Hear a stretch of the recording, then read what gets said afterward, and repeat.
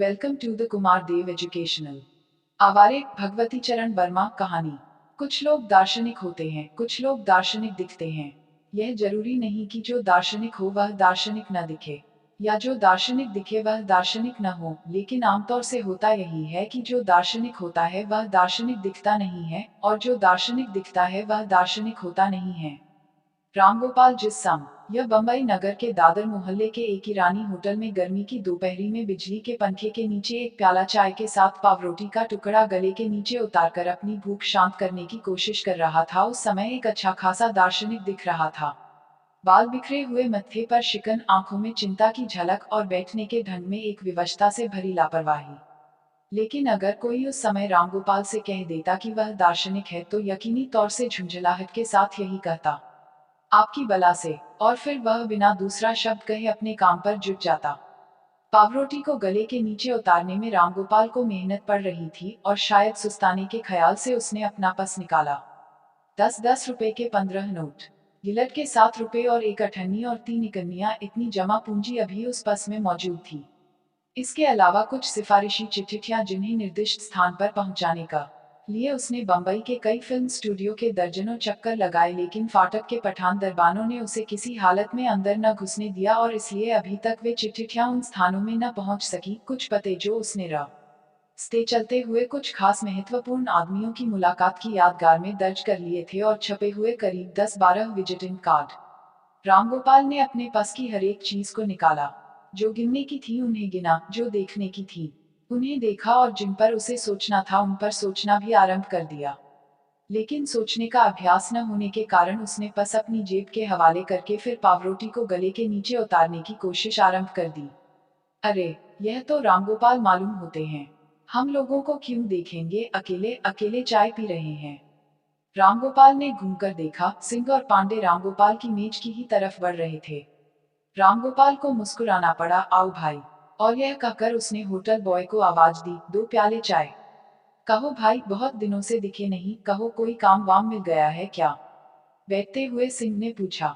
नहीं यार, अभी तक तो नहीं मिला, लेकिन उम्मीद पूरी है। रामगोपाल ने जरा रुक कर कहा, वहाशमा कंपनी के डायरेक्टर को तो जानते हो, अरे वही मिस्टर कमानी। कल शाम को उनसे मुलाकात हो गई थी, बड़ी तपाक के साथ मिले, गले में हाथ डाल दिया, बोले तब मैं अगली पिक्चर में विलेन का काम दूंगा, वादा कर लिया है। पांडे हंस पड़ा, तुम्हें विलेन और मुझे हीरो। मुझसे भी वादा किया था। रामगोपाल चौंक पड़ा। उसे बड़ी आसानी से विलेन का पार्ट मिल सकता है, यही नहीं अगर कोई समझदार डायरेक्टर हो तो वह हीरो भी बना सकता है, इसका उसे पूरा यकीन था। लेकिन पांडे को जो आदमी हीरो बनाने की सोचे वह या तो पागल है या मजाक कर रहा है। उसने पांडे को फिर एक दफा गौर से देखकर कहा, तुम्हें हीरो बनाने का वादा किया है, सच कह रहे हो। अरे छोड़ो भी, गए हुए लोगों के वादों पर लड़ना झगड़ना बेकार है। सिंह ने इन दोनों की बात अधिक न बढ़े इसलिए कहा। रामगोपाल का चेहरा उतर गया। सिंह की बात में तथ्य है। इस बात को उसने महसूस किया, एक बंधती हुई उम्मीद छूट गई। पांडे ने रामगोपाल के चेहरे की निराशा देख ली। उसने जरा मुलायमियत के साथ कहा, इतना अफसोस करने की जरूरत नहीं। मुझे देखो, बम्बई आए 2 साल हो गए हैं, लेकिन अभी तक सफलता नहीं मिली। पड़ा हूँ बस उम्मीद पर। रामगोपाल ने एक ठंडी सांस ली, कब तक इस तरह चलेगा। पास की रकम करीब करीब खत्म हो चुकी थी। होटल वाले का बिल चढ़ रहा है। समझ में नहीं आता क्या करूं। पांडे ने कहा, अगर मेरी सलाह मानो तो होटल छोड़ दो और एक कमरा किराए पर ले लो। जब तक कमरा न मिले तुम मेरे कमरे में रह सकते हो। अभी 4 आदमी हैं, अब 5 हो जाएंगे। वहां जी लग जाएगा, खर्चे की बचत हो जाएगी। रामगोपाल ने कुछ सोचा, यार कहते तो ठीक हो। अभी होटल का 3 रुपया रोज दे रहा हूँ, 90 रुपए महीने की बचत बहुत काफी होती है। 90 की नहीं बल्कि 80 की, क्योंकि के कमरे में रहने पर तुम्हारा हिस्सा 10 रुपए महीना आवेगा। 80 ही क्या कम है। रामगोपाल ने मुस्कुराते हुए कहा। दिन भर के बाद उसके मुख पर यह पहली मुस्कुराहट थी। पांडे का पूरा नाम था रविशंकर पांडे। लखनऊ से B.A.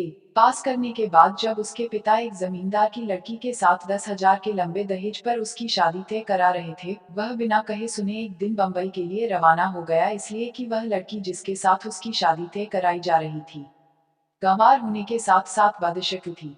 पांडे ने फिल्म काफी देखी थी और फिल्मों की सुंदरियों से मिलकर उनमें से किसी एक को अपनाकर अपने जीवन को सुखमय बनाने का प्रयत्न करना चाहता था। पांडे देखने सुनने में बुरा न था। पैसे की भी उसके पिता के पास कोई खास कमी नहीं थी और अपनी निजी योग्यता तथा प्रतिभा पर उसे विश्वास था। बम्बई आकर धीरे धीरे उसे निराशाओं का सामना करना पड़ा और प्रत्येक न राशा के साथ उसका जोश ठंडा पड़ने लगा। न उसे प्रेमिका मिली और न उसे प्रतिभा और योग्यता के प्रदर्शन का मौका मिला। पास की रकम घटने लगी, पिता ने अधिक पैसा देने से इनकार कर दिया, इस उम्मीद पर कि हार कर पांड को घर आना ही पड़ेगा। पर पिता शायद अपने पुत्र के जिद्दी स्वभाव को नहीं जानते थे। कदम उठकर पीछे नहीं पड़ता, सूरमा आगे बढ़ेगा नहीं तो मोर्चे पर खड़ा होकर अपनी जान दे देगा। पांडे भी कुछ ऐसे ही विचारों का था। बहुत दौड़ धूप करने पर एक फिल्म कंपनी में एक्स्ट्रा का काम मिल भी गया था, गो कि पैसे बहुत कम मिले थे। लिहाजा खर्च पूरा करने के लिए पांडे ने अपने कमरे में किराएदारों को बसा लिया था। सिंह का पूरा नाम था जसवंत सिंह और वह आगरा जिले का रहने वाला था। सिंह को गाने का बड़ा शौक था और उससे अधिक उसके आगरा वाले मित्रों को विश्वास था कि अगर वह किसी फिल्म कंपनी में पहुंच जाए तो उसकी प्रतिभा चमक उठेगी और उसका भाग्य खुल जाएगा। रोज रोज मित्रों की राय सुनते सुनते सिंह की भी कुछ ऐसी ही राय हो गई थी। 22-23 साल का नवयुवक, दुनिया का उसे तजुर्बा न था। मित्रों ने दम दिलासा देकर उसे बम्बई लाद दिया। लेकिन बम्बई आग उसने देखा कि यहाँ हर जगह सिफारिश चलती है। कई जगह गया, अपने गाने सुनाए, लोगों ने उसकी तारीफ की, लेकिन फिल्म कंपनी में जो काम न मिला सो न मिला। हाँ, एक आध ट्यूशन उसे जरूर मिल गए और इस उम्मीद पर कि निकट भविष्य में उसे काम जरूर मिलेगा। उसे ट्यूशन से ही संतोष करना पड़ा। सिंह घर का खुशहाल न था। एक दिन जब वह एक फिल्म कंपनी के दरबान से गिड़गिड़ाकर भीतर घुसने का प्रयत्न कर रहा था, उसकी मुलाकात पांडे से हो गई। पांडे ने उसकी कहानी सुनी। कहानी सुनकर उसे दया आई। उसने फुटपाथ पर या बरामदों में सोने वाले उस युवक को अपने कमरे में आश्रय दिया। बाद में जब सिंह को कुछ कामकाज मिला तब सिंह पांडे के कमरे के किराए का एक भाग देने लगा। रामगोपाल को साथ लेकर जब पांडे और सिंह कमरे में पहुंचे, उस समय मिस्टर परमेश्वरी दयाल वर्मा अपनी हजामत बना रहे थे। एक ट्रंक और एक बिस्तर के साथ एक नए आदमी का कमरे में प्रवेश देखकर मिस्टर वर्मा चौंके। घूरकर उन्होंने रामगोपाल को देखा। पांडे ने उसी समय मिस्टर वर्मा से रामगोपाल का परिचय कराया। यह है मिस्टर रामगोपाल, आज से हम लोगों के साथ रहेंगे। आपके किराए का हिस्सा 12.5 रुपए से घटकर 10 रुपए रह गए। लेकिन 2.5 रुपए की बचत से मिस्टर वर्मा को कोई खास प्रसन्नता न हुई। उनका ख्याल था कि एक कमरे में सिर्फ एक आदमी रहना चाहिए, जरूरत के वक्त 2 रह सकते हैं, मजबूरी से 3 और जब गले आ पड़े तब 4। उन्होंने गंभीरता पूर्वक कहा, एक कमरे में 5 आदमी, नॉनसेंस, मैं किसी हालत में बर्दाश्त नहीं कर सकता। तो फिर आप यह कमरा छोड़ सकते हैं। सिंह ने जरा रूखाई से कहा, आप कौन होते हैं हमार बीच में बोलने वाले? कमरा पांडे का है, इन्हें जो कुछ कहना हो कहें। मैं बोलने वाला इसलिए होता हूँ कि मैं भी कमरे का किराया देता हूँ हर महीना। आपकी तरह नहीं कि 3 महीने से आजकल में टरका रहे हैं। तो इसमें तुम्हारे बाप का क्या जाता है? नहीं है इसलिए नहीं देता, होगा तो एक एक पैसा पांडे के पास पहुंच जाएगा। इस बातचीत में बाप का घसीटा जाना सिंह को अच्छा नहीं लगा। उसने अपनी चप्पल उतारी। क्या कहा बे, सुअर कहीं का? मेरे बाप का फिर से तो नाम ले। पांडे ने सिंह का हाथ पकड़कर बीच बचाव किया। मिस्टर वर्मा शांत भाव से दाढ़ी बनाते रहे। मिस्टर वर्मा 30 साल के कद्दावर से आदमी थे। करीब 5 साल पहले बम्बई आए थे, एक अंग्रेजी कंपनी में असिस्टेंट मैनेजर होकर। यारबाज आदमी थे, किसी कदर दबंग थे। एक दिन उन्होंने और उनके अंगेरज मैनेजर ने साथ साथ पी और जी खोलकर पी। पीने के बाद इनमें और इनके मैनेजर में बातचीत आरंभ हुई। बातचीत ने वाद विवाद का रूप धारण किया और वाद विवाद ने जूते लात का। मिस्टर वर्मा हाथ पैर में अपने मैनेजर से तगड़े थे। उन्होंने मैनेजर को अधमरा कर दिया। दूसरे दिन वे नौकरी से बर्खास्त कर दिए गए। नौकरी से निकाले जाने के बाद मिस्टर वर्मा को यह अनुभव हुआ कि नौकरी के माने होते हैं गुलामी, और उसमें कुछ राजनीतिक चेतना भी जागृत हुई। जो कुछ रकम उनके पास थी उसे बीवी बच्चों को देकर उन्होंने उन्हें अपने देश रवाना किया। अकेले वे व्यापार करने के लिए बम्बई में रह गए। फोर्ट एरिया में अपने एक मुलाकाती के दफ्तर में उन्होंने एक मेज अपनी डलवा ली और कमीशन एजेंसी का कारोबार शुरू कर दिया। पास की सारी रकम उन्होंने बीवी के हवाले कर दी थी। अपनी हैसियत बनाए रखकर ही वे कारोबार चला सकते थे, और हैसियत के माने होते हैं अच्छे सूट, कीमती सिगरेट और मौके बेमौके टैक्सी की सवारी। लिहाजा हैसियत बनाए रखने के लिए उन्हें खाने और रहने में किफायत करनी पड़ी। पांडे को मिस्टर वर्मा लखनऊ से ही जानते थे, इसलिए वे पांडे के साथ रहने लगे। कारोबार शुरू किए हुए उन्हें अभी कुल 6 महीने हुए थे और अब जाकर कहीं उन्हें इतना मिलने लगा था कि कर्ज लेकर काम न चलाना पड़े। शेव करके मिस्टर वर्मा ने एक अच्छा सा रेशमी सूट निकाला। सूट पहनते हुए उन्होंने कहा, सिंह, कल जो मेरी टाई ले गए थे वह कहाँ है? वहीं तुम्हारी खूंटी पर टांग दी थी। सिंह ने, जो उस समय एक जासूसी उपन्यास पढ़ने में व्यस्त हो गया था, बिना मिस्टर वर्मा की ओर देखे उत्तर दिया। तुमने मुझे क्यों नहीं वापस की? जरूरत के वक्त तो गिड़गिड़ा कर मांग ले जाते हैं और फिर नवाब सा हब की तरह चीज फेंके देते हैं, कमीने कहीं के। सिंह पढ़ने में इतना व्यस्त था कि उसने मिस्टर वर्मा को उत्तर देने की कोई आवश्यकता नहीं समझी। सिंह के मौन से मिस्टर वर्मा का पारा और भी चढ़ गया। इन सालों से इतना कहा कि अगर तुम्हारे पास नहीं है तो मत पहनो, लेकिन जब शराफत हो तब मांगेंगे, नहीं दोगे तो आंख बचाकर उठा ले जाएंगे। अगर अब की दफे यह हरकत हुई तो मैं कह देता हूँ, ठीक न होगा। क्या ठीक नहीं होगा? एक कर्कश आवाज ने कहा। मिस्टर वर्मा ने घूमकर देखा कि छबीलेदास गुप्ता कमरे के दरवाजे पर तने खड़े हैं, सिंह का सूट और वर्मा की टाई डाले हुए। मुझसे बिना पूछे मेरी टाई क्यों ली? कड़क कर वर्मा ने कहा। तबीयत मुंह बनाते हुए गुप्ता ने जवाब दिया। हद हो गई। अब मिस्टर वर्मा से न रहा गया। लपक कर उन्होंने छबीलेदास का गला पकड़ा। तो फिर मेरी तबीयत यह है कि आज तुम्हारी अच्छी तरह मरम्मत कर दूं। हाँ हाँ, यह गजब मत करना। सिंह डिटेक्टिव नावल छोड़कर बीच बचाव करने दौड़ा, इस डर से कि कहीं इस हाथ पाई में उसका सूट न फट जाए। छबीलेदास ने टाई गले से उतारकर वर्मा को दे दी और मिस्टर वर्मा सज धज कर तैयार हो गए। अपने ट्रंक से उन्होंने स्टेट एक्सप्रेस का एक टिन निकाला और 10 सिगरेटें, जो वास्तव में स्टेट एक्सप्रेस की थी, उन्होंने एक और हटाकर बाकी नंबर 10 सिगरेटों में से एक एक उन्होंने कमरे में सब लोगों को दी। इसके बाद वे अपने कारोबार के लिए रवाना हो गए। छबीलेदास टाई के हाथ से निकल जाने पर उदास हो गए थे। उस दिन उनका भाग्य खुलने वाला था। बात यह थी कि पिछले दिन उन्हें सुशीला का पत्र मिला था और सुशीला ने उन्हें दूसरे दिन सुबह के समय अपने यहाँ मिलने के लिए बुलाया था। सुशीला छबीलेदास के नगर बनारस की वेश्या की पुत्री थी।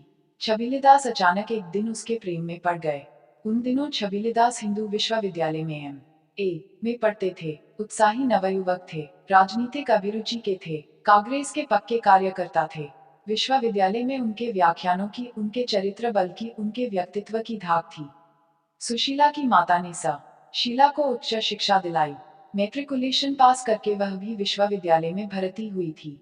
लेकिन सुशीला की माँ की संगीन साथियों ने, उनके मेली मुलाकातियों ने उसे समझाना शुरू किया कि वेश्या की लड़की को समाज में कोई स्थान नहीं मिलेगा।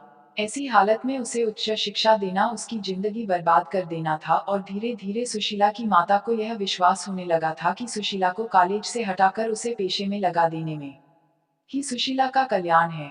सुशीला को इन बातों की भनक पड़ गई थी और लगातार कई दिनों तक इस नई समस्या पर सोच विचार के बाद सुशीला इस निर्णय पर पहुंची कि उसी दिन शाम को उसे किसी योग्य, समझदार और नेक आदमी की सलाह लेनी चाहिए। उस दिन छबीलेदास का एक महत्वपूर्ण व्याख्यान राजनीति और समाज पर हुआ था और उस व्याख्यान से सुशीला प्रभावित हुई थी। हिम्मत करके सुशीला ने छबीलेदास को अपनी दास्तान सुनाई और उसकी सलाह मांगी। सत्याग्रही किस्म के युवक छबीलेदास ने सुशीला को दृढ़ता, चरित्र और सत्य पर कुर्बान हो जाने का संदेश दिया। सुशीला को ऐसा लगा मानो उसे एक पथ प्रदर्शक, एक देवता, एक आराध्य मिल गया। सुशीला और छबीलेदास की दोस्ती बढ़ी और यह दोस्ती लोगों की नजर में खटकी। इस दोस्ती की चर्चा छबीलेदास के चचा लाला मलकूदास के कानों तक पहुंची। लाला मलकूदास की चौक में परचून की एक बहुत बड़ी दुकान थी और उनकी गणना नाकवालों में होती था। उन्होंने इस विषय पर छबीलेदास से जिरह बहस की और जिरह बहस के बाद इस नतीजे पर पहुंचे कि अगर जल्दी ही रोकथाम नहीं की जाती तो लड़का वेश्या की लड़की से शादी करके सारे घर की नाक कटवा देगा। उन्होंने बलिया जाकर, जहां उनके बड़े भाई छबीलेदास के पिता साह बुलाकीदास रहते थे, उस मामले में बातचीत की। साह बुलाकीदास बलिया जिले के महाजन, जमींदार और न जाने क्या क्या थे। उन्होंने बीमारी का तार देकर छबीलेदास को घर बोल या और उनके हाथ पैर बांधकर जबरदस्ती छबीलेदास की शादी पास के एक जमींदार की लड़की से करा दी। दहेज में रुपए, पैसे, चीज वस्तु के साथ छबीलेदास के ससुर ने, जिनके डाकू होने का लोगों को शक था, छबीलेदास को एक धमक भी दी कि अगर भविष्य में छबीलेदास और सुशीला के संबंध में कोई शिकायत सुनी गई तो बनारस के बीच चौक में छबीलेदास की जूतों से मरम्मत की जाएगी। छबीलेदास के चचा को शायद इस बात का पता नहीं था कि कांग्रेस का सत्याग्रही कार्यकर्ता बला का जिद्दी होता है। एक तो छबीलेदास इस जबरदस्ती वाली शादी से ही नाराज था, उस पर श्वसुर के इस नए किस्म के दहेज ने आग में घी का काम किया। बनारस लौटकर छबीलेदास को सुशीला ने बतलाया कि अब उसकी माँ बिना उससे पेशा कराए न मानेगी। छबीलेदास ने सुशीला को अपनी कहानी सुनाई। दोनों में तय हुआ कि बम्बई चला जाए। मोरारजी देसाई, कन्हैयालाल मुंशी आदि बड़े बड़े नेता वहां पर हैं ही, उन नेताओं के आश्रय में रहकर दोनों देश का काम करेंगे। उसी रात दोनों बम्बई के लिए रवाना हो गए। बम्बई जाने पर सुशीला और छबीलेदास दोनों को यह पता चला कि वास्तविकता कल्पना से कहीं अधिक कुरूप होती है। बड़े बड़े नेताओं के पास इतना समय नहीं था कि इन लोगों से मिले। छोटे नेताओं ने दरपर्दा छबीलेदास को ठुकराकर सुशीला को हथियाने की कोशिश की। और एक दिन छबीलेदास को पता चला कि सुशीला एक करोड़पति सेठ के यहाँ, जो कांग्रेस का एक छोटा मोटा कार्यकर्ता था, बैठ गई। और जिस दिन सुशीला उसके यहाँ चली गई, उस दिन छबीलेदास को पता चला कि वह सुशीला से बहुत अधिक प्रेम करने लगा था। सुशीला को इस प्रकार करोड़पति के रुपयों के लोभ में पड़कर उसके प्रेम को ठुकरा देने से छबीलेदास के हृदय को एक गहरी ठेस लगी। उसने 4-6 बार सुशीला से मिलने की कोशिश की, लेकिन सुशीला ने कोई न कोई बहाना बनाकर मिलने से इनकार कर दिया। उसने सुशीला को कई पत्र लिखे, लेकिन उसे किसी भी पत्र का उत्तर न मिला। उसे कांग्रेस से और कांग्रेसी नेताओं से घृणा हो गई। एक बार सुशीला से मिलकर वह बतला देना चाहता था कि किस प्रकार उसने उसकी जिंदगी को बर्बाद कर दिया। घर जाने की हिम्मत न होती थी, क्योंकि डाकू ससुर की खौफनाक मूर्ति उसकी आंखों के आगे नाच उठती थी। पागल सा वह बंबई की सड़कों की धूल छानता फिरता था। एक दिन सिंह उसी पार्क में सोया था जिसमें छबीलेदास सो रहा था। माली ने जब रात के समय दोनों को पार्क से निकाला, तब इन दोनों का परिचय हुआ। सिंह ने पांडे के यहाँ जगह पाकर छबीलेदास को भी अपने साथ बुला लिया। इसके बाद छबीलेदास ने एक दफ्तर में क्लर्की कर ली। अगला भाग ग्रेटर देन। कहो भाई, मुलाकात हुई? पांडे ने पूछा। हुई भी और नहीं भी हुई। छबीलेदास ने सिगरेट का एक गहरा कश खींचकर उत्तर दिया। यह तो पहेली बुझा रहे हो। सिंह हंस पड़ा। बात यह है कि जब मैंने उसके मकान में घंटी बजाई तो वह दरवाजे पर खुद आई। मुझे देखते ही चौंक उठी। बहुत धीमे स्वर में उसने कहा, अभी जरा दो एक आदमियों से कुछ जरूरी बातें हो रही हैं, शाम को 5-5:30 बजे के बीच में चर्चगेट स्टेशन पर मिलना। शाम के समय छबीलेदास चर्च गेट पहुंचा। सुशीला वहां पहले से ही मौजूद थी। उस समय वह बनारसी सिल्क की एक साड़ी पहनी थी, शरीर पर गहने लदे थे, पर उसका चेहरा उतरा हुआ था और उसकी आंखें लाल थी, मानो दिन भर वह रोती रही हो। छबीलेदास को देखते ही वह फूट पड़ी। उसने कहा, छबील, मैं लुट गई। सुशीला के आंसू देखकर छबीलेदास एक बारगी पिघल गया। उस समय वह यह भूल गया कि उसके सामने खड़ी स्त्री ने उसे धोखा दिया था। उसने कहा, क्या बात है, इतना अधीर होने की कोई बात नहीं, मैं हूँ। बतलाओ तो क्या हुआ? हीरालाल ने, उस सेठ का नाम था, मेरे जाली दस्तखत बनाकर बैंक से सब रुपए निकाल लिए, उसका दिवाला निकल गया है। मकान का किराया 3 महीने से नहीं दिया गया है। मकान वाले का नोटिस आया है। मेरी समझ में नहीं आता कि क्या करूं। मकान का कितना किराया है? छबीलेदास ने पूछा। 150 रुपया महीना, 450 देने हैं। पास में एक पैसा नहीं। यह कहकर सुशीला ने एक सोने की अंगूठी निकालकर छबीलेदास को दी। कल के लिए घर में अनाज नहीं है, इसे बेचकर कल कुछ रुपया ला देना। छबीलेदास के नेत्रों में करुणा छलछला पड़ी। उसने कहा, सुशीला, मुझे अफसोस है कि मेरे पास रुपए न है और तुम्हें यह दिन देखना पड़ा कि अपने गहने बेचो, भगवान की जैसी मर्जी। कल सुबह मैं रुपये ले आऊंगा। छबीलेदास सुशीला को एक पास के होटल में ले गया। वह कितना खुश था। 1 साल बाद सुशीला उसके पास लौट आई। उस समय सुशीला के प्रति उसका क्रोध, उसके कर्मों के प्रति उसकी घृणा, वह सब लोप हो चुके थे। छबीलेदास की जेब में जो 11 आने पैसे थे, उनका ईरानी होटल में जैसा तैसा नाश्ता करके छबीलेदास ने सुशीला को विद दी। वह खुद बिना टिकट गाड़ी पर बैठकर घर आया। जिस समय छबीलेदास घर लौटा वह प्रसन्न भी था, चिंतित भी था। उस समय कमरे में मिस्टर वर्मा बिस्तर पर लेटे हुए सुस्ता रहे थे और रामगोपाल एक उपन्यास पढ़कर समय काटने की कोशिश कर रहा था। सिंह और पांडे भोजन करने के लिए होटल चले गए थे। सुशीला की अंगूठी बिके और वह भी छबीलेदास के हाथों। छबीलेदास का हृदय रो रहा था। आज उसे अपनी गरीबी, विवशता, यह सब बुरी तरह अखर रही थी। उसने वर्मा के चेहरे को देखा, शांत, गंभीर, निश्चिंत। उसकी हिम्मत बढ़ी। वर्मा, कुछ बिजनेस बड़ा वर्मा ने सिगरेट का धुआं छोड़ते हुए कहा, बढ़ेगा क्यों नहीं। आज ही एक पार्टी फंसी है, एक सौदे में करीब 2000 मिल जाएंगे। छबीलेदास के हृदय की गति थोड़ी सी तेज हुई। यार 25 रुपए की सख्त जरूरत है, अगले हफ्ते वापस कर दूंगा। वर्मा ने छबीलेदास को गौर से देखा।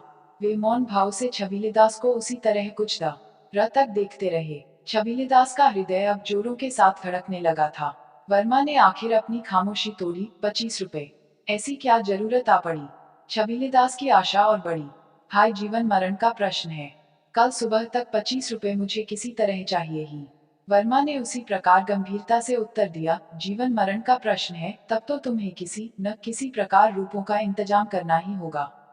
मेरे पास तो इस समय एक पैसा नहीं है, और अगर एक हफ्ता ठहर सकते तो 25-50-100 जितना मांगते दे सकता था।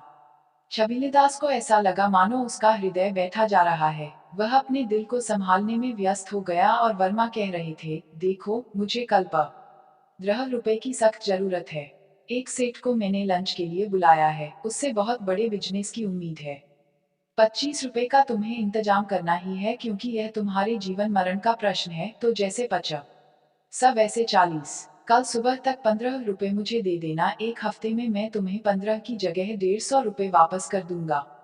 रामगोपाल वर्मा की यह बात सुनकर ठहाका मारकर हंस पड़ा। वर्मा ने रामगोपाल के हंसने पर कोई ध्यान नहीं दिया। छबीलेदास रामगोपाल की ओर घूमा। आपका परिचय? छबीलेदास ने पूछा। छबीलेदास से रामगोपाल का कोई परिचय न कराया गया था, क्योंकि छबीलेदास उस दिन सुबह से ही अपने मामलों में बुरी तरह उलझा था। जी, मैं भी इसी कमरे में आज से रहने लगा हूँ और आपका पड़ोसी हुआ। मैंने पांडे जी से आपकी दास्तान सुनी, काफी दिलचस्प थी। आपकी बला से? छबीलेदास ने रूखाई से उत्तर दिया। छबीलेदास की रूखाई का रामगोपाल पर कोई खास असर नहीं पड़ा। इस समय वह छबीलेदास से मित्रता बढ़ाने की कोशिश कर रहा था। रामगोपाल सुलझे हुए दिमाग का आदमी था। एक साधारण कुल में बहुत बड़ी आकांक्षाएं लेकर वह पैदा हुआ था, और उसके जीवन में नेकी, सत्य, ईमानदारी, यह सब उसकी सुविधाओं पर अवलंबित थे। शायद इतना अधिक महत्वाकांक्षी और अवसरवादी होने के कारण वह आज तक न अपना कोई मित्र बना सका था और न कहीं टिक सका था। उसके रिश्तेदार उससे घबराते थे। जो स्पष्ट वक्ता थे और निर्भीक थे, उन्होंने साफ साफ उससे उनके घर में न आने को कह दिया था। जो शरीफ और मोहब्बत वाले थे, वे ऐसी परिस्थिति पैदा कर देते थे कि रामगोपाल को जबरदस्ती उनका घर छोड़ना पड़े। ऐसा न ही कि रामगोपाल को घर में पैसे की कोई तंगी रही हो। उसके पिता ने उसे नौकरी कर लेने को बहुत जोर दिया। मैट्रिकुलेशन पास रामगोपाल को 100-125 की नौकरी बड़ी बात थी, लेकिन रामगोपाल की निगाह लाखों पर थी। सने सुन रखा था कि सिनेमा लाइन एक ऐसी लाइन है जहां आदमी आसानी से लखपति या करोड़पति बन सकता है, और इसलिए पिता से अनुनय विनय करके तथा एक लंबी रकम लेकर वह बंबई के लिए रवाना हो गया था। बंबई में काफी चक्कर काटने के बाद एक बात उसकी समझ में और आई। अगर किसी युवक के साथ एक सुंदरी स्त्री है तो उसे आसानी से सफलता प्राप्त हो सकती है। लेकिन रामगोपाल को सुंदरी स्त्री कहाँ से मिलती? और आज छबीलेदास की कहानी सुनकर एकाएक उनके दिमाग में यह बात आई, क्या भगवान ने मुझे अनायास इस कमरे में इन लोगों के साथ मेरी सहायता करने के लिए भेज दिया है। रामगोपाल ने कहा, अजीब दुनिया है। दूसरों से हमदर्दी करो, उनकी सहायता करन की सोचो, लेकिन लोग इंसानियत से बात तक नहीं करते। जाने दीजिए, गलती हो गई। तीर निशाने पर पड़ा। छबीलेदास रामगोपाल के बिस्तर पर बैठ गया। माफ कीजिएगा, बात यह है कि तबीयत अजीब उलझन में है, और वर्मा साहब जिस बेहुदेपन से पेश आए, उससे दिमाग का पारा एकाएक बहुत चढ़ गया था। खैर, कोई बात नहीं। तो अगर आप बुरा न माने तो एक बात पूछूं? हाँ हाँ, सुशीला ने क्यों बुलाया था? क्या किसी मुसीबत में है? छबीलेदास ने कहा, हाँ, बहुत बड़ी मुसीबत में है। इस सेठ ने उसे छोड़ दिया है। घर में खाने तक के लिए पैसा नहीं है। यह कहकर उसने सुशीला की अंगूठी निकाली। उसने यह अंगूठी बेचने को दी है, लेकिन मैं अंगूठी बेचना नहीं चाहता। अंगूठी बेचना तो बुरा होगा, लेकिन मैं क्या करूं, मेरे पास रुपए नहीं हैं। छबीलेदास ने जरा रुक कर कहा, अगर तुम मुझे 25 रुपए उधार दे सको तो मेरी इज्जत बच जाए। रामगोपाल ने 25 रुपए निकालकर छबीलेदास को देकर कहा, लेकिन इस 25 रुपए से तो सुशीला का काम न चलेगा। आगे चलकर क्या करना होगा, तुमने यह भी सोचा? छबीलेदास ने देखा कि उसके सामने एक देवता पुरुष बैठा है। चंद मिनटों का मुलाकात में उसने छबीलेदास को 25 रुपए दे दिए। उसने कहा, यह तो नहीं सोचा तुम इसमें कुछ मदद कर सकते हो। रामगोपाल ने जरा हिचकिचाहट के साथ कहा, आप मेरी सलाह मानो तो सुशीला को किसी फिल्म कंपनी में नौकर रखवा दो। मैं कई डायरेक्टरों को जानता हूँ, अगर तुम चाहो तो मैं दौड़ धूप कर दूंगा। 1500 रुपए की नौकरी आसानी से मिल जाएगी। बात छबीले दास की समझ में आ गई। उन्होंने रामगोपाल से हाथ मिलाया। बात तुमने लाख रुपए की कही। मैं एक दिन तुम्हें सुशीला से मिलवा दूंगा। इस बीच में तुम अपने डायरेक्टर दोस्तों से बात कर लो। छबीले दास ने रामगोपाल का सुशीला से परिचय करा दिया। रामगोपाल सुशीला को लेकर सेवा फिल्म कंपनी को डायरेक्टर मिस्टर व्रती के यहाँ पहुंचा। मिस्टर व्रती फिल्म लाइन में मशहूर आदमी थे। ना जाने कितनी फिल्में उन्होंने बनाई, न जाने कितनी फिल्में उन्होंने अधबनी छोड़ दी। बड़े ठाठ से रहते थे। उनके मकान में ही उनका दफ्तर था। मिस्टर व्रती को एक नई हीरोइन की जरूरत थी, क्योंकि उनके नए सेठ ने उनसे कह दिया था कि फर्स्ट क्लास नई हीरोइन चाहिए, जिस तनख्वाह पर भी हो। मिस्टर व्रती के मकान पर ही हीरोइनों का तांता लगा रहता था, जिनमें कुछ व्रती साहब नामंजूर कर देते थे और कुछ को उनके नए सेठ। सुशीला को देखते ही व्रती साहब प्रसन्न हो गए। उनके दिल ने साफ कह दिया कि सेठ जी इस हीरोइन को पसंद कर लेंगे। उन्होंने बजाय रामगोपाल के सुशीला से कहा, मैंने आज से ही आपको 1000 रुपए पर रख लिया। एक पिक्चर बनाने पर मैं आपकी तनख्वाह 1500 रुपये महीने कर दूंगा। रामगोपाल ने उसी समय कहा, वह तो ठीक है, लेकिन जब तक आप मुझे अपनी पिक्चर में रोल नहीं देंगे तब तक यह काम न करेगी। सुशीला ने आश्चर्य से रामगोपाल को देखा। रामगोपाल ने सुशीला से कह रखा था कि वह लखपति आदमी है। उसने सुशीला को बताया कि वे 25 रुपए जो छबीलेदास ने उसे दिए थे, रामगोपाल से लेकर दिए थे। और अब उसने देखा कि रामगोपाल उसकी नौकरी के कमीशन में खुद नौकरी मांग रहा है। लेकिन उसने उससे कुछ कहा नहीं। मिस्टर व्रती की ओर से आंखें हटा ली। अच्छा बात है, आपको भी मैं एक पार्ट दे दूंगा, लेकिन तनख्वाह ज्यादा न दे सकूंगा। और उसी समय रामगोपाल को सेवा फिल्म कंपनी में 250 रुपए महीने की जगह मिल गई। सेवा फिल्म कंपनी से निकलकर रामगोपाल ने सुशीला से कहा, बहुत बड़ा काम हो गया, इसकी खुशी में आज ताजमहल होटल में खाना खाया जाए। पिछले कुछ दिनों से सुशीला बहुत अधिक परेशान रही थी। आज उसकी परेशानियां दूर हो गई थी। उसका जी हल्का था और वह हंसना चाहती थी, घूमना चाहती थी। सेठ हीरालाल के साथ वह एक आध दफा ताजमहल होटल गई थी और वहां की चहल पहल, वहां के वैभव से वह प्रभावित हुई थी। उसने कहा, अच्छी बात है। सुशीला को लेकर रामगोपाल ताजमहल होटल पहुंचा। वह हाँ, उसने सुशीला से प्रेमालाप प्रारंभ किया। सुशीला उस दिन प्रसन्न थी। यह प्रेमालाप उसे बुरा नहीं लगा। वह रामगोपाल को प्रेमालाप में बढ़ावा दे रही थी। लेकिन उन दोनों को यह पता न था कि होटल के एक कोने में एक आदमी बैठा हुआ इन दोनों की गतिविधि को बड़े ध्यान से देख रहा था। उस दिन मिस्टर वर्मा ने पंजाब के एक बहुत बड़े व्यापारी को फांसा था और उसे वे ताजमहल होटल में डिनर खिलाने को ले गए थे।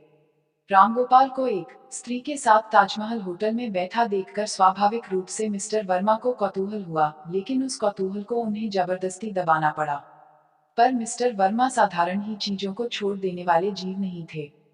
जब मिस्टर वर्मा अपने कमरे में पहुंचे तो वे काफी खुश थे। 2000 के फायदे का काम उन्होंने तय कर लिया था। सुशीला को उसके घर पहुंचाकर रामगोपाल उस समय तक अपने कमरे में लौट आया था और छबीलेदास से वह सुशीला की तथा अपनी सफलता की बात बतला रहा था। लेकिन इस बातचीत में वह ताजमहल होटल जाने की बात तथा सुशीला से अपनी प्रेम वार्ता को दबा गया था। पांडे और सिंह को रामगोपाल के सौभाग्य पर ईर्ष्या हो रही थी। उसी समय मिस्टर वर्मा ने मार लिया मैदान बंदे, मार लिया मैदान गाना गुनगुनाते हुए कमरे में प्रवेश किया। आते ही तपाक से उन्होंने रामगोपाल से पूछा, वाह भाई, बड़े छुपे रुस्तम निकले। किस खूबसूरत बला को ताजमहल होटल में फांस ले गए थे। रामगोपाल पकड़ा गया, फिर भी उसने बचने की कोशिश की। मेरी क्लास फेलो थी, बम्बई घूमने आई है। क्यों बनते हो यार, शक्ल से तो एक्ट्रेस मालूम होती है। मैं भी ताजमहल होटल में मौजूद था और तुम दोनों किसी फिल्म कंपनी की बात भी कर रहे थे। सिंह की ईर्ष्या रामगोपाल के सौभाग्य से काफी भड़क चुकी थी। उसने छूटते ही कहा, सुशीला रही होगी। आज इन्हें और सुशीला दोनों को नौकरी मिली है ना। जश्न न मनाने गए थे। छबीलेदास के चेहरे से सारी खुशी गायब हो गई। उसने जरा गंभीर स्वर में कहा, तुम इतने कमीने निकलोगे, यह मुझे न मालूम था। वर्मा हंस पड़े। इसमें कमीनेपन की क्या बात, कहा है न रंडी किसकी, बीवी और भंडुआ किसका यार। वर्मा की इस हंसी ने आग में घी का काम किया। छबीलेदास ने रामगोपाल से कड़क कर कहा, क्या जवाब देते हो। रामगोपाल भी तंग गया, तुम मुझसे जवाब मांगने वाले कौन होते हो। जवाब मांगना है, तो सुशीला से मांगो जाकर। पांडे ने किसी तरह मामला शांत करवाया। मिस्टर व्रती ने सुशीला से कहा, यह आदमी रामगोपाल, इसके सामने मैंने पूरी बात कहना ठीक नहीं समझा। अब मैं एक सवाल पूछना चाहता हूँ, यह राम गोपाल कौन है और इससे आपका क्या रिश्ता है? सुशीला ने उत्तर दिया, मैं इसे बिल्कुल नहीं जानती। मेरे एक मुलाकाती ने कहा था कि ये आपकी फिल्म कंपनी में मुझे पहुंचा देंगे। मिस्टर व्रती ने संतोष की एक गहरी सांस ली। अगर मैं इसे अपनी कंपनी में न लूं तो आपको कोई आपत्ति नहीं होगी, क्योंकि यह किसी काम का आदमी नहीं है। इसमें मुझे क्या आपत्ति हो सकती है? सुशीला ने शांत भाव से उत्तर दिया। एक बात और, मेयर कंपनी में रहकर आप बिना मेरी इजाजत किसी भी आदमी से नहीं मिल सकेंगी, मेरी कंपनी की यह पहली शर्त है।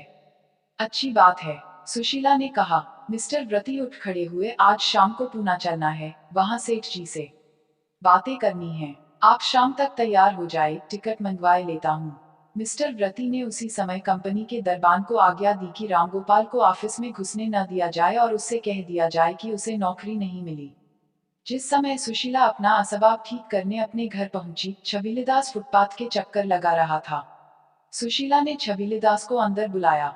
छबीलेदास भरा हुआ था, उसने कहा, मैं तुम्हारे सर्विस पा जाने पर बधाई देने आया हूँ।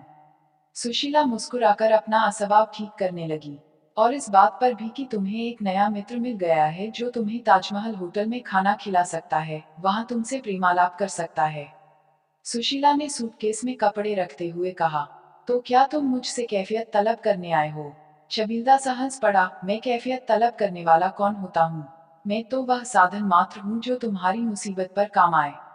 छबीलेदास के इस स्वर से सुशीला को बुरा लगा। आपका वह फर्ज था, क्योंकि आप ही मुझको बनारस से बहका लाए थे। आगे से मैं आपसे इस तरह की न कोई सहायता मांगूंगी, न आपसे कोई वास्ता रखूंगी। छबीलेदास उठ खड़ा हुआ, तैश में आज उसे अपने ऊपर ग्लानि हो रही थी। उसने कहा, बहुत अच्छा, लेकिन याद रखना तुम्हें फिर मेरी जरूरत पड़ेगी, और उस दिन मैं तुम्हारे ये शब्द याद रखूंगा, आगे चलकर मुझसे किसी तरह की उम्मीद न रखना। और वह चला आया। उस छोटे से कमरे में 5 बिस्तर पड़े थे और 5 आदमी लेटे थे।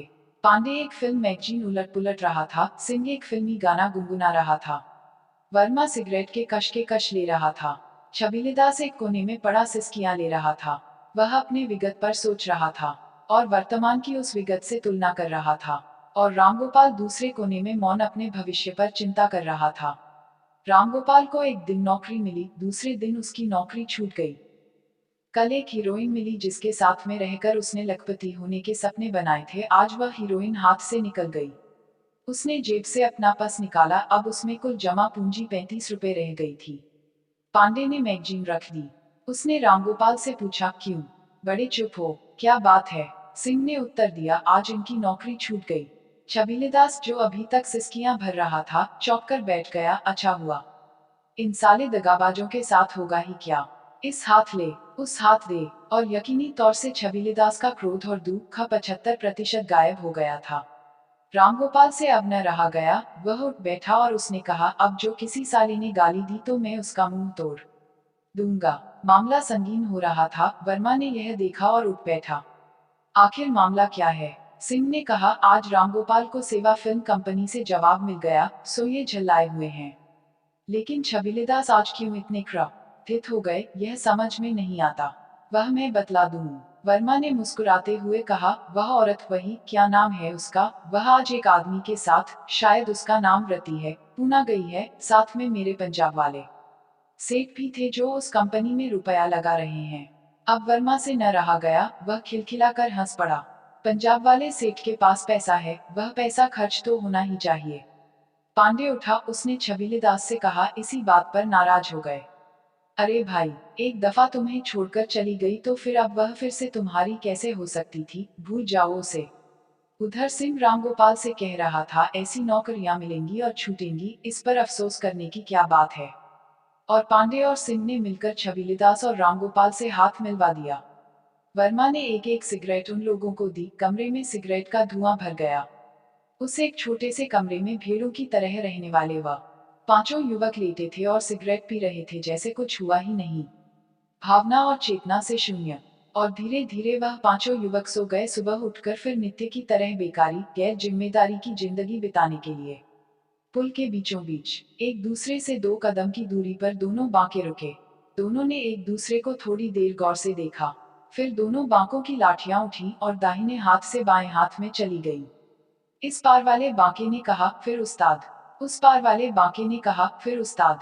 इस पार वाले बांके ने अपना हाथ बढ़ाया और उस पार वाले बांके ने अपना हाथ बढ़ाया और दोनों के पंजे गूंथ गए। दोनों बांकों के शागिर्दों ने नारा लगाया, या अली। फिर क्या था, दोनों बांके जोर लगा रहे हैं, पंजा टस से मज नहीं हो रहा है। 10 मिनट तक तमाशबीन सकते की हालत में खड़े रहे। इतने में इस पार वाले बांके ने कहा, उस्ताद गजब के कस हैं। उस पार वाले बांके ने कहा, उस्ताद बला का जोर है। इस पार वाले बांके ने कहा, उस्ताद अभी तक मैंने समझा था कि मेरे मुकाबले का लखनऊ में कोई दूसरा नहीं है। उस पार वाले बांके ने कहा, उस्ताद आज कहीं जाकर मुझे अपनी जोड़ का जवां मर्द मिला। इस पार वाले बांके ने कहा, उस्ताद तबीयत नहीं होती कि तुम्हारे जैसे बहादुर आदमी का खून करूं। उस पार वाले बांके ने कहा, उस्ताद तबीयत नहीं होती कि तुम्हारे जैसे शेरदिल आदमी की लाश गिराऊं। थोड़ी देर के लिए दोनों मौन हो गए। पंजा गुंथा हुआ, टस से मज नहीं हो रहा है। इस पार वाले बांके ने कहा, उस्ताद झगड़ा किस बात का है। उस पार वाले बांके ने कहा, उस्ताद यही सवाल मेरे सामने है। इस पार वाले बांके ने कहा, उस्ताद पुल के इस तरफ के हिस्से का मालिक मैं। उस पार वाले बांके ने कहा, उस्ताद पुल के इस तरफ के हिस्से का मालिक मैं। और दोनों ने एक साथ कहा, पुल की दूसरी तरफ से न हमें कोई मतलब है और न हमारे शागिर्दों को। दोनों के हाथ ढीले पड़े। दोनों ने एक दूसरे को सलाम किया और फिर दोनों घूम पड़े। छाती फुलाए हुए दोनों बांके अपने शागिर्दों से आ मिले। बिजली की तरह यह खबर फैल गई कि दोनों बराबर की जोड़ छूटे और उनमें सुलह हो गई। इक्के वाले को पैसे देकर मैं वहां से पैदल ही लौट पड़ा, क्योंकि देर हो जाने के कारण नखखास जाना बेकार था। इस पार वाला बांका अपने शागिर्दों से घिरा चल रहा था। शागिर्द कह रहे थे, उस्ताद इस वक्त बड़ी समझदारी से काम लिया, वरना आज लाशें गिर जाती। उस्ताद हम सब के सब अपनी अपनी जान दे देते, लेकिन उस्ताद गजब के कस हैं। इतने में किसी ने बांके से कहा, मुला स्वांग खूब भरियो। बांके ने देखा कि एक लंबा और तगड़ा देहाती, जिसके हाथ में एक भारी सा लठ है, सामने खड़ा मुस्कुरा रहा है। उस वक्त बांके खून का घूंट पीकर रह गए। उन्होंने सोचा, भला उस्ताद की मौजूदगी में उन्हें हाथ उठाने का कोई हक भी है। Thanks for watching. Like, share and subscribe.